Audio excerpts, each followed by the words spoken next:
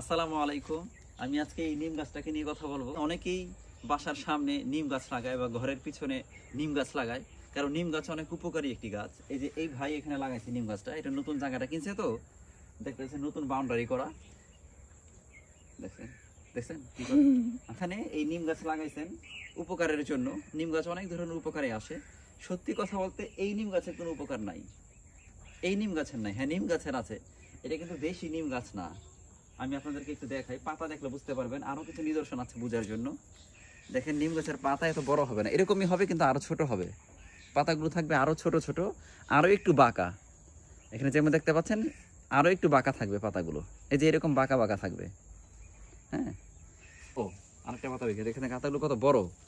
দেশি নিম গাছের পাতা আরো আরো ছোট ছোট থাকবে, ঠিক আছে? এইভাবে বোঝা যায়। আবার একটা হচ্ছে যে ডালগুলো দেখতে পাচ্ছেন, এই ডালগুলোতে এমন করে গিট গজায় না সহজে। এইটাও এতে করে বোঝা যায় যে এটা বিদেশি নিম গাছ।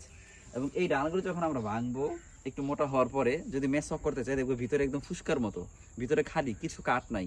এবং এগুলো যখন অনেক বেশি মোটা হয়ে যায়, ভিতরে খালি হয়ে যায়, কাঠ থাকে না। এগুলো হচ্ছে বিদেশি নিম গাছ, দেশি নিম গাছ না। নিম গাছের পাতার অনেক গুণাগুণ আছে, আপনারা জানেন। যাদের শরীরে চুলকানি আছে বা আরো অন্যান্য বিভিন্ন কাজে এই নিম পাতার ব্যবহার হয়। এই নিম পাতা দিয়ে এরকম ব্যবহার করা যাবে না। এগুলোর পাতা তিতা, তিতো, এগুলোর পাতাও তেতো, ঠিক আছে, কিন্তু অত বেশি একটা তেতো নয়।